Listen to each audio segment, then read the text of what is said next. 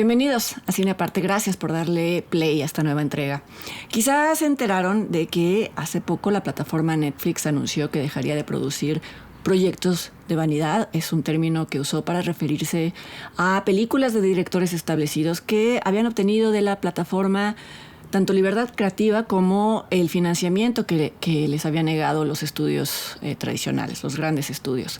La fuente anónima que anunció esto usó como ejemplo la película El Irlandés de Martin Scorsese, pero bueno, fácilmente podría haberse referido a películas como Roma de Alfonso Cuarón o como El Poder del Perro de Jane Campion, que son propuestas muy personales, que es aquello que Netflix llama vanidosas, y que no generan tantos visionados como la plataforma quisiera.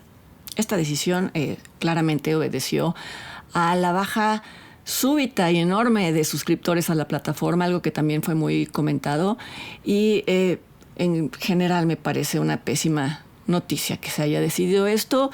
Quizá como estrategia económica funcione, pero como he comentado aquí, una de las pocas ventajas, por así llamarlas, tangibles de la guerra que se libra actualmente entre plataformas, productoras, distribuidores, exhibidoras, es que Netflix y otras plataformas estaban apoyando a directores valiosos y los habían rescatado del desprecio de los estudios tradicionales. Sus películas, es verdad, no podían verse en pantallas de cine, pero por lo menos se podían ver. Y ahora esa puerta ya también se cerró, por lo menos en esta plataforma. Habrá que ver cuál va a ser la nueva forma de Netflix de invertir en proyectos que no sean de vanidad, lo que sea que eso signifique, pero no quería dejar pasar de comentar este tema. En primer lugar, porque repito, es algo que me parecía que compensaba la falta de arrojo reciente o de unos meses o años para acá de los estudios tradicionales. Pero también para recordar que Netflix y otras plataformas, sobre todo HBO, han sido y siguen siendo vehículos muy potentes de difusión para un género muy marginado, que es el género documental. Así que ojalá que Netflix refuerce esa beta de sus producciones originales, los documentales. Y todo esto es a propósito de que hoy quiero hablar de un buen documental que apareció recientemente en Netflix. Se trata de Cyber Hell, Exposing an Internet Horror, o en español le pusieron Ciberinfierno. La investigación que destapó el horror es del director coreano Choi Jin-sung. Este es uno de los muchos documentales que Netflix ha producido en torno a los infiernos digitales, casos de acoso, de bullying, de suplantación de identidad, y en el caso de Ciberinfierno, de venta de pornografía infantil o de imágenes de mujeres que, aunque hayan sido mayores de edad, fueron orilladas por medio del chantaje a entregar fotos y videos a un grupo anónimo de operadores de salas de chat. Esto ocurrió en Corea del Sur a partir del 2018. Ciberinfierno describe cómo funcionaban estas salas de chat, coordinadas principalmente por dos hombres muy jóvenes, y a la par de esto describe cómo un grupo de periodistas de medios impresos, de un programa de televisión, agentes de policía cibernética y hasta hackers anónimos que se ofrecieron para ayudar, trabajaron en conjunto para localizar y para arrestar a estos dos delincuentes. Sobra decir que ellos se valían de infinidad de estrategias para obtener tanto las fotografías como la información personal de sus víctimas. Pero lo que es revelador y lo que es inquietante es que lo hacían a través de plataformas y aplicaciones legales que cualquier persona podría utilizar. Lo que pasa es que no son tan conocidas. Tampoco son tan desconocidas algunas de ellas. Por ejemplo, el primer contacto que establecían con sus víctimas era a través de Telegram, esta aplicación a la que mucha gente migró cuando consideró que WhatsApp se había vuelto una aplicación insegura. Vaya ironía. Y bueno, este es uno de los temas de Ciberinfierno, la creencia falsa de que este tipo de delitos cibernéticos se cometen solo en la Deep Web o en ámbitos digitales que no son totalmente desconocidos, ajenos, inaccesibles.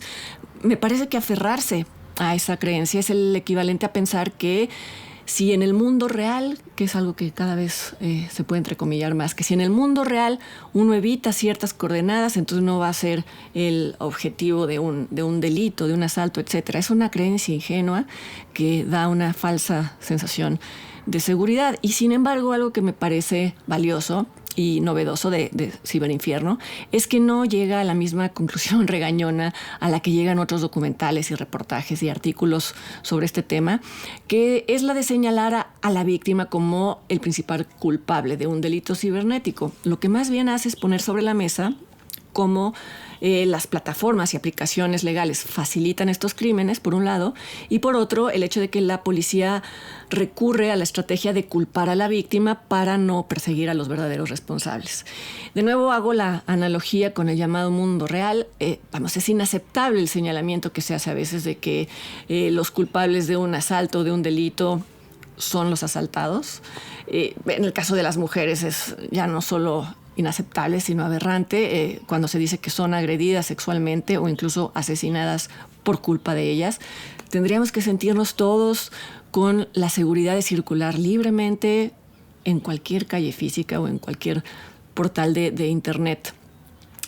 Volviendo al tema de cuántos documentales de True Crime hay en Netflix, esto no significa que todos valgan la pena. Me refiero tanto a los valores de producción como al ángulo en que se abordan los temas, en caso de que haya algún ángulo. A veces ni siquiera lo hay. Y creo que Ciberinfierno sale bien librado en ambos sentidos, en ambos frentes. El de la producción, el de los valores de producción, y el del ángulo en el que se aborda el tema. En cuanto a la producción, se usan muchas recreaciones para proteger la identidad de los personajes. Las recreaciones siempre me han parecido el recurso menos logrado de los documentales y también esto incluye a este documental. Sin embargo, el diseño gráfico es muy efectivo, ya que logra poner al espectador en el lugar de una víctima y lo hace simplemente replicando las pantallas que aparecerían en los teléfonos de este espectador en caso de ser el elegido para ser chantajeado. También Ciberinfierno recurre a la animación para dar una idea espacial de un concepto tan abstracto como lo son las salas de chat. En este caso, varias salas de chat en donde se exhibían los videos de los llamados esclavos. No es una animación realista, no se propone serlo, al contrario, son trazos de figuritas atrapadas en cuadros, cosa que es más bien una representación simbólica de la imposibilidad de escapar por vías conocidas, ya que todo esto ocurre en el ciberespacio. Las cárceles en las que están atrapadas las víctimas o los llamados esclavos, pues no tienen los límites tridimensionales, tangibles y físicos del mundo que conocemos, y esto debe de ser doblemente enloquecedor. Supongo que para el cerebro humano es más fácil procesar la noción de un encarcelamiento físico, por más restrictivo que sea, que sentirse atrapado por un mecanismo de control que está en todas partes y al mismo tiempo no está en ninguna parte.